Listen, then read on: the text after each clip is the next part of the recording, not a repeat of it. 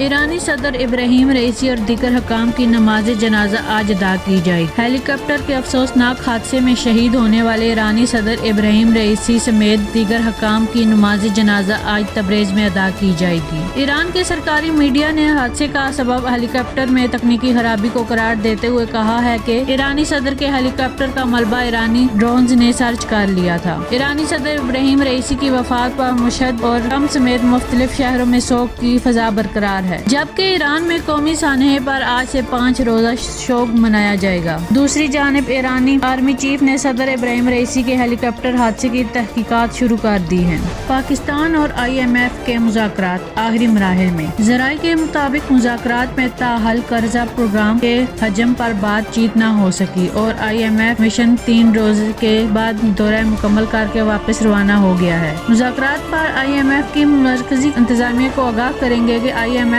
Mission دورہ مکمل کرنے کے بعد معاشی صورتحال پر رپورٹ جاری کرے گا۔ IMF کے مشن کے دورہ کے اختتام پر نئے قرض پروگرام کا معاہدہ نہ ہونے کا امکان ہے۔ IMF مشن کے ساتھ نئے قرض پر بات چیت شروع ہے لیکن مکمل نہیں ہو سکی۔ IMF مشن کی واپسی کے بعد IMF سے بات چیت جاری رہے گی۔ پاکستان نے IMF کو 1 سال میں 300 ارب روپے تک اخراجات کم کرنے کا پلان پیش کر دیا، جس میں پینشن اسکیم لانے اور ترقیاتی اسکیموں پر مکمل پابندی کا امکان ہے۔ عمران خان 9 مئی اور آزادی مارچ سمیت 3 مقدمات میں بری۔ اسلام آباد کی مقامی عدالت نے 9 مئی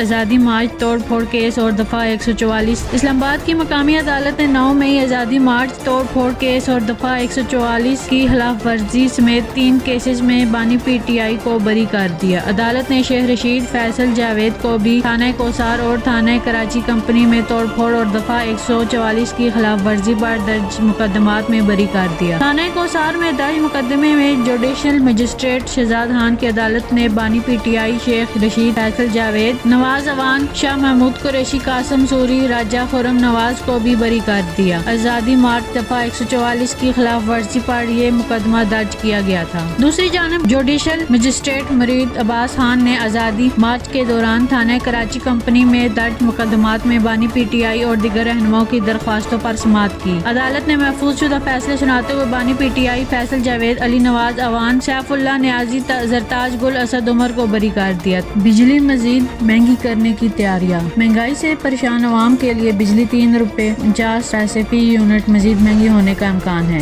central power purchasing agency CPPA نے اپریل کی ماہانہ فیول پرائس ایڈجسٹمنٹ کی مد میں درخواست دائر کر دی۔ Central power purchasing agency CPPA نے اپریل کی ماہانہ فیول پرائس ایڈجسٹمنٹ کی مد میں درخواست دائر کر دی۔ نیبرا CPPA کی درخواست پر 30 مئی کو سماعت کرے گی۔ درخواست میں کہا گیا کہ اپریل میں فرانس آئل ڈیزل سے بجلی پیدا نہیں کی گئی، جبکہ پانی سے 22.96% اور مقامی کوئلے سے 10.19% بجلی پیدا کی گئی ہے۔ مقامی گیس سے 11.28 درآمدی LNG سے 24.97% بجلی پیدا کی گئی، جبکہ اپریل میں جوہری ایندھن سے 23.64% بجلی پیدا کی گئی۔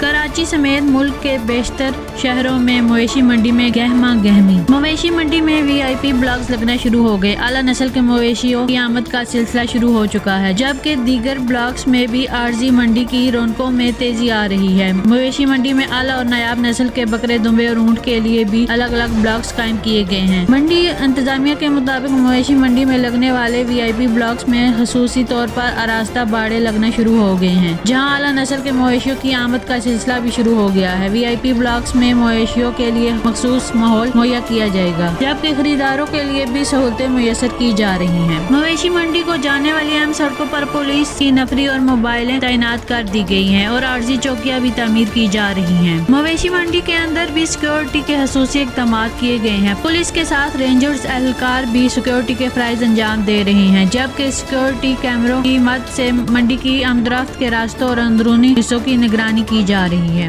رواں سال 14 سے 19 جون تک مناسک حج ادا کیے جائیں گے۔ سعودی عرب میں دنیا بھر سے عازمین حج کی آمد کا سلسلہ جاری ہے، جبکہ رواں سال 14 سے से 19 जून तक मुनासिक हज अदा किए जाएंगे। अरब मीडिया के मुताबिक सऊदी वजारत हज उम्रा का कहना है कि उम्रा परमिट सिर्फ उन आज़मीन हज को दिए जाएंगे जिनके पास हज परमिट होगा। जो अफराद मक्का और मुक़द्दस मकामात में हज परमिट के बगैर पाए गए उन पर भारी जुर्माना आयद किया जाएगा। सऊदी वजारत हज उम्रा के मुताबिक बगैर हज परमिट के आज़मीन को लेकर जाने वाली गाड़ियाँ जब्त की जाएंगी। ईरानी सदर हेलीकॉप्टर हादसे पर अमेरिका का रद्द-ए-अमल। वाशिंगटन में प्रेस कॉन्फ्रेंस से खिताब करते हुए तर्जुमान अमेरिकी महकमा खारजा मैथ्यू मिलर ने इस बात का बरमला इतराफ़ किया है कि हादसे के बाद ईरानी हुकूमत ने मदद की दरख्वास्त की थी, ताहम उन्होंने सहाफ़ियों को इस बात की तफसील बताने से गुरेज किया। मैथ्यू मिलर ने मजीद कहा कि गैर मुल्की हुकूमतें दरख्वास्त करती रहती हैं, ताहम ईरान की मदद नहीं की गई। उन्होंने कहा कि इस मदद की पेशकश के काबिल न हो सके। अमेरिका को हेलीकॉप्टर हादसे में इंसानी और जानी नुकसान पर अफसोस है। तर्जुमान अमेरिकी महकमा खारजा ने एक सवाल के जवाब में कहा कि हम किसी को हेलीकॉप्टर हादसे में मरते नहीं देखना चाहते। उनका मजीद कहना था कि हम ईरान पर लगाई गई पाबंदियों के लिए माजरत नहीं करेंगे। ईरानी हुकूमत 45 साल पुराना हेलीकॉप्टर खराब मौसम में इस्तेमाल करने की खुद जिम्मेदार है। मैथ्यू मिलर ने पाबंदी से मुतल्लिक गुफ्तगू करते हुए मजीद कहा कि ईरानी हुकूमत ने अपने जहाज दहशतगर्दी की सपोर्ट के लिए इस्तेमाल किए हैं। अमेरिका ईरानी अवाम की हमायत और हुकूमती दहशतगर्दी का मुकाबला करता रहेगा। मजीद अपडेट के लिए देखते रहिए न्यूज़ स्टूडियो 11।